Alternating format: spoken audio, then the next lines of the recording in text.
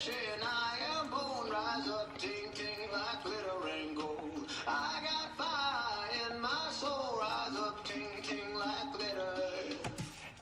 Hey guys, hello, welcome back to my channel, or if you're new to my channel, hi, welcome. I'm Caitlin, I hope you guys are doing well. So as the title below suggests, I am doing a Black Panther review literally the day I watched it, which was the Tuesday. So most of you might have seen it, some of you might not have. I don't know how, if you're obsessed with Marvel as I am, so you have to go opening day type thing.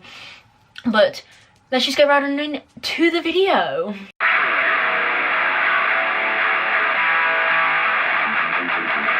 Right, so the first thing I've got to say about this film is, wow, it was fabulous.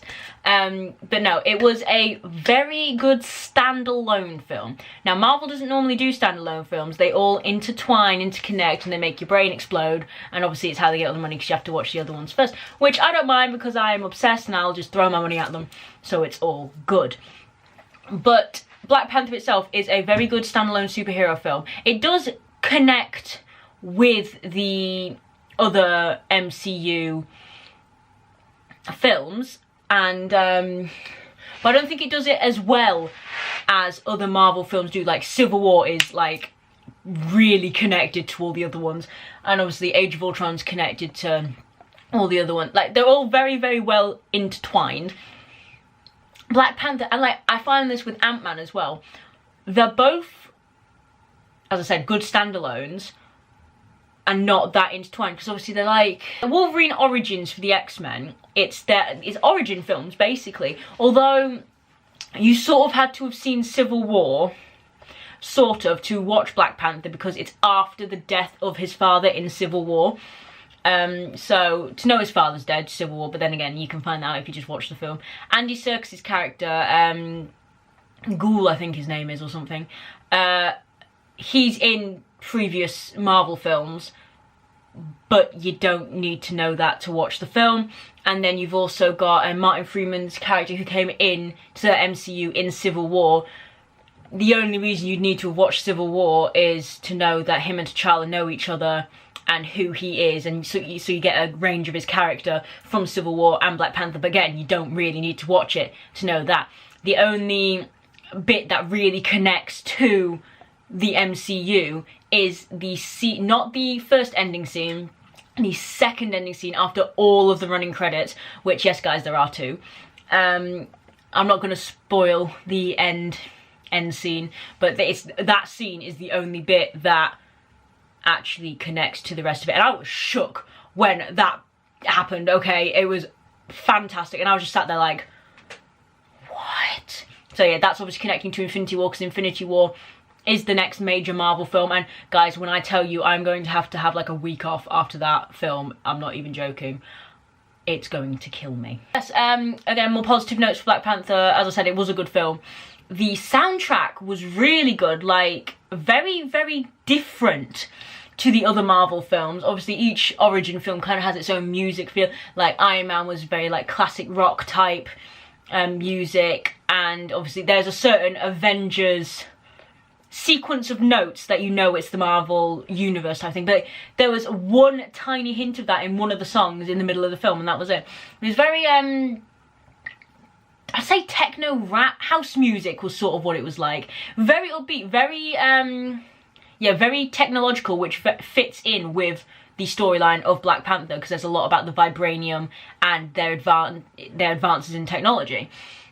It's very much my friend Kim's type of music. Not usually stuff I'd listen to, but it was good. It was a good soundtrack.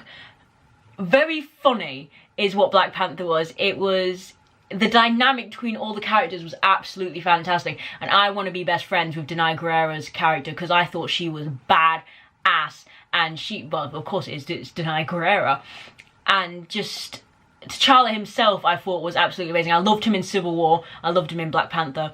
So the humour itself, Marvel humour, but there was more of it in Black Panther.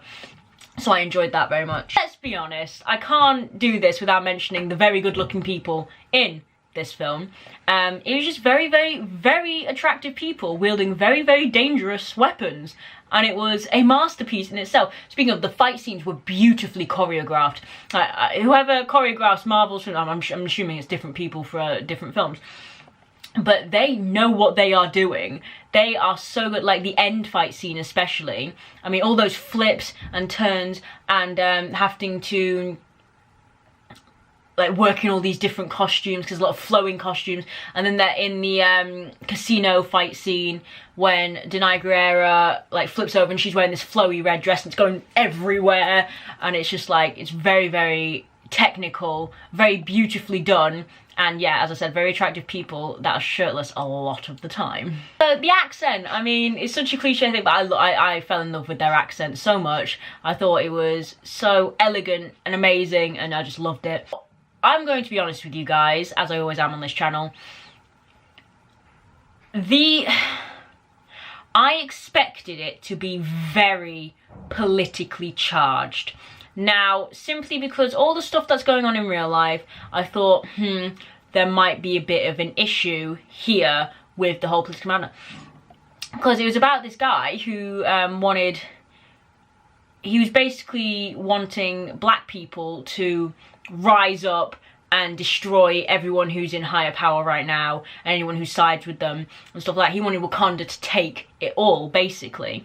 But he was talking about slaves. It started off with like this black community in California, and he was talking about them, and he was talking about how he said his people, so how his people are suffering and Wakanda's not doing anything about it and stuff like that. And that was the most political part of it, was just that character, which was supposed to be what the character did. So I wasn't too bothered with that, and I worried that the whole film was going to be like, oh, you know what, he's right, and then like everything get too extreme, and I'm very, very glad it didn't.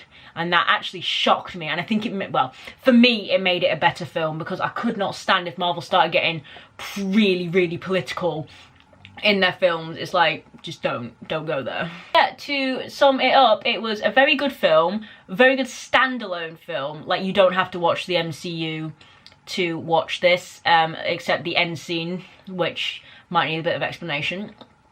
If you do watch the MCU, it's just a good addition. It's nothing like mind-blowing, because for me, I love it when the films interconnect with each other. I really, really do. But it was a very good film, don't get me wrong, I will be watching it again.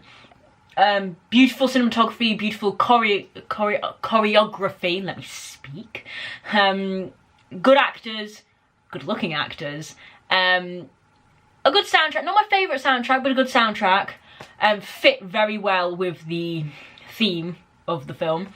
And yeah, so I'm going to give this film 4 stars simply for being a good film.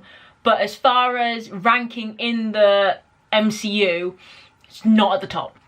But it is definitely above Spider-Man, and it's definitely above Ant-Man. Because I enjoyed those films, don't get me wrong. Ant-Man, he's probably bottom of the MCU, unless I can think of a really, really bad one. Sort of like Doctor Strange, because Doctor Strange is a good standalone, and you don't really need to know the MCU to watch it. But yeah, it was better than Doctor Strange and Ant-Man, but I would have preferred if it interconnected a bit more. But I'm sure there are a lot of people who would have preferred it, who liked it the way it was. So yeah, I'm giving it 4 stars because it was a good film on its own. And yeah, that has been me. I hope you guys have enjoyed this video. If you have, don't forget to hit the thumbs up down below. Likes greatly appreciated. Comment down below if you've seen Black Panther, and if you have, what you thought of it. And if you're excited for Infinity War as I am, because oh my gosh, I am so ready for Infinity War. April 24th in the UK, May 4th in America, I think. And yeah, there is a big red subscribe button down below. Go and hit that subscribe button if you aren't subscribed to my channel already. We're growing. My internet family, we're such laugh, we're such geeks. Just come follow us. I'll see you guys in another video.